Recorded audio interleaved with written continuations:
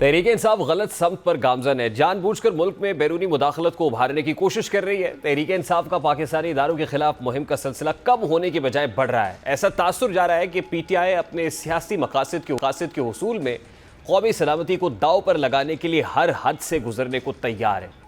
PTI अपने मुल्क के मामलात में अमरीका को खुलेआम मुदाखलत की दावत दे रही है। जुल्फी बुखारी अमरीकी ऐवान नुमाइंदगान की करारदाद के बारे में बड़ा सच और वो भी खुलेआम बोल रहे हैं। वो एतराफ़ कर रहे हैं कि वो बानी PTI के लिए UN वर्किंग ग्रुप गए और उन्होंने भी फिरकी और पैसे भी लगाए। जुल्फी बुखारी बगैर किसी मलाल के तस्लीम कर रहे हैं कि तहरीक-ए-इंसाफ बाहर की फर्म्स को अपने सियासी मकासद के लिए इस्तेमाल कर रही है। अब PTI के लिए तो अचानक से अमरीका इतना अहम हो गया है कि वो मुल्क की सलामती को किसी खातिर में लाने को तैयार नहीं है। जुल्फी बुखारी के इस खुल्लम खुल्ला एतराफ़ से पहले ऑन चौधरी पहले ही बता चुके, तहरीक-ए-इंसाफ PR फर्म्स हायर करके पाकिस्तान की कौमी सलामती को नुकसान पहुंचा रही है। देखा जाए तो तहरीक-ए-इंसाफ एक मुनज़्ज़म अंदाज में अपने मुल्की इदारों के खिलाफ अमरीका में तासुर उभार रही है और अपनी मज़लूमियत का कार्ड भी खेल रही है।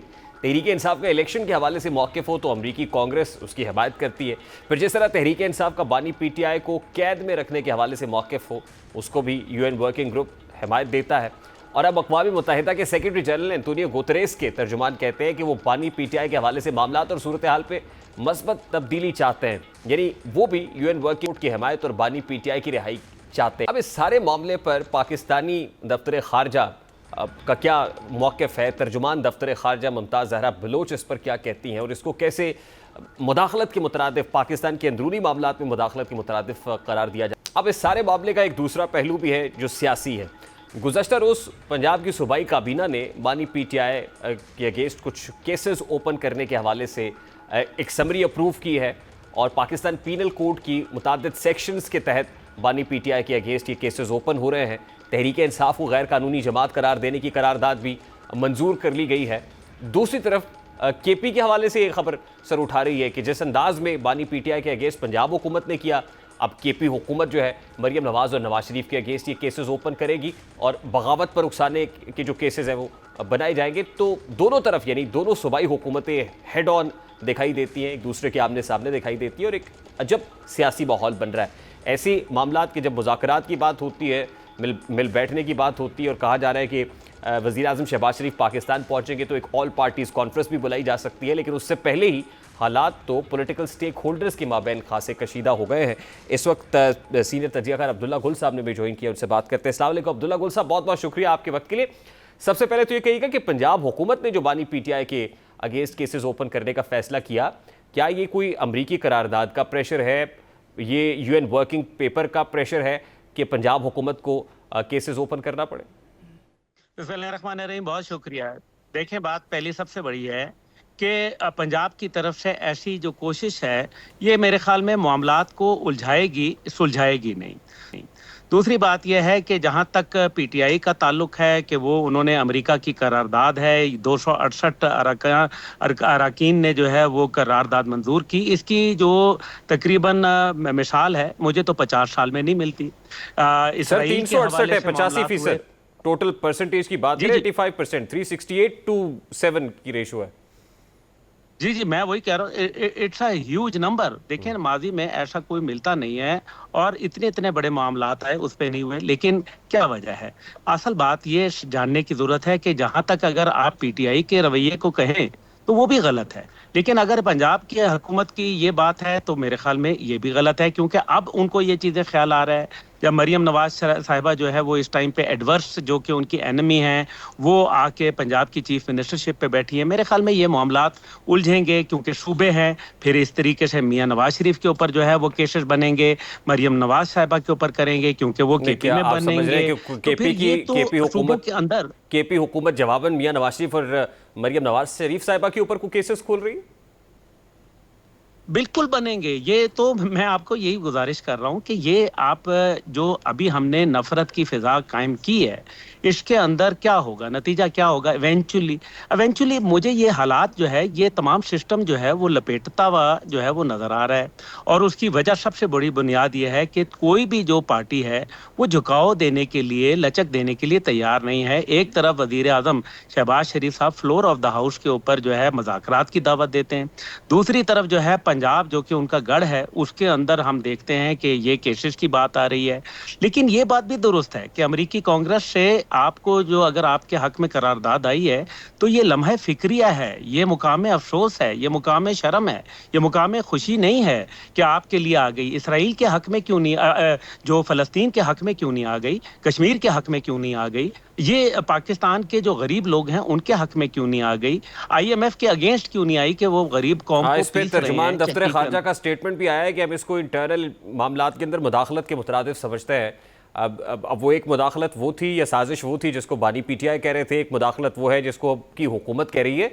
तो अल्टीमेटली हो क्या रहा है? ऑल दो ये बाइंडिंग तो नहीं है पाकिस्तान के ऊपर कि उस करारदाद के ऊपर ही चले और इमीडिएटली कोई ना कोई पाकिस्तान के अंदर बड़ी तब्दीली आ जाए, लेकिन जैसे आप कह रहे हैं कि सिस्टम की बिसात लिपट सकती है, क्या ये अफोर्ड कर सकते हैं फैसला साज कुव्वतें या मुख्तदर हल्के? बिल्कुल कर सकते हैं। उसकी वजह यह है कि आपने देख लिया कि हमारे आर्मी चीफ साहब जो है वो 1 साल के बाद जो है अमेरिका के दौरे पे गए थे, जो कि ऐसा नहीं हुआ माजी के अंदर। तो क्या वजह थी? और फिर अमेरिका ने क्या दिया पाकिस्तान को और पाकिस्तान उनको क्या दे सकता है? मौजूदा सूरत हाल में जहां स्ट्रेटेजिक इंटरेस्ट जो है वो अमेरिका और पाकिस्तान के तब्दील हो गए हैं, अमेरिका कर ले अपनी एड़ी चोटी का जोर लगा ले, ये मैं आपको बता रहा हूं। जितना वो इस बार जोर लगाएगा पाकिस्तानी एस्टेब्लिशमेंट उतना ही जो है स्ट्रांगली और वेहमेंटली तो रिजेक्ट फिर करेगी ये जो इस सारे पंजाब प्रोसेस को। हुकूमत ने मुझे केसेस बड़ा बनाए हैं, इस पे एस्टैब्लिशमेंट और हुकूमत सेम पेज पे? मेरा ख्याल है कि ये पंजाब हुकूमत के अंदर अपनी उनकी ईमा होती है, लेकिन स्टैब्लिशमेंट का जरूरी काम नहीं है कि वो स्टैब्लिशमेंट हर चीज के अंदर जो है वो इन्वॉल्व हो। इसका मतलब है कि दाल पूरी काली है, बड़ा वाजे नजर आ रहा है।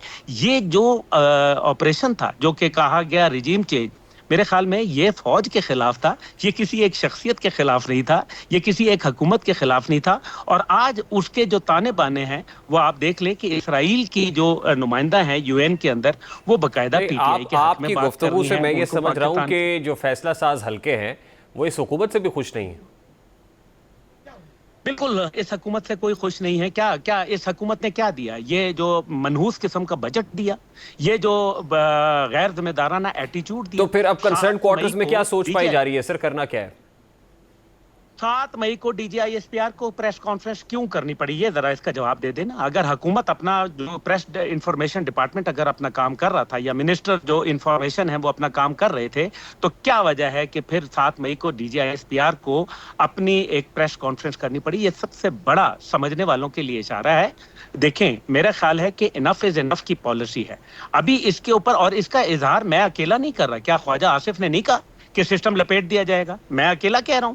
क्या ये जो बजट है और FBR को तनकीद का निशाना ख्वाजा आसिफ ने और खुद हुकूमती एहलकारों ने और बड़े बड़े उनके जो जिम्मेदारान हैं उन्होंने नहीं बनाया? तो इसका फायदा कौन उठाएगा? नजर आ रहा है कि हाँ, पाकिस्तान के हक के अंदर और पाकिस्तान की बका और सलामती के लिए मेरे ख्याल में कोई जो काम है वो एस्टैब्लिशमेंट करने से गुरेज नहीं करेगी। तो क्या नए इंतखाबात की तरफ जाएंगे? इंतखाबात के देख लिए ना आपने अमल क्या हुआ। तो इस क्या नतीजे आप के अंदर क्या समझते हैं नफरतों मार्शल लॉ की लगेगा? एक तरफ हम नहीं लग सकता है, क्यों नहीं लग सकता? क्या क्या इस टाइम पे अनडिक्लेयर्ड मार्शल लॉ जो है वो नहीं लगा हुआ थाईलैंड के अंदर? क्या थक्सिन की हुकूमत, उसकी बैन मुझे की लगा हुकूमत, शायद आप पाकिस्तान की बात है करेंगे। उसको सब नहीं बाबा, कुछ नहीं होता। ये जहां पाकिस्तान के हमारे पाकिस्तान के मफादात हैं, सिक्योरिटी सूरत हाल 60% आपकी दहशतगर्दी के अंदर इंक्रीज यानी कर गई। पाकिस्तान का मुआशी मुकाबला सूरत हम हाल थाईलैंड से आपके सामने करेंगे। मौजूद है। नहीं, मैं थाईलैंड से मैं आपको ये बताना चाह रहा हूँ कि वेस्ट का बड़ा जो है वो आशीर्वाद है थाईलैंड मार्शल लॉ के हवाले से बदनाम तरीन मुल्क मुल्क है थाईलैंड। सबसे ज्यादा मार्शल लॉज हिस्ट्री के अंदर थाईलैंड में लगे हैं। बिल्कुल, लेकिन क्या वेस्ट का सबसे करीबी उनका एलाई नहीं है?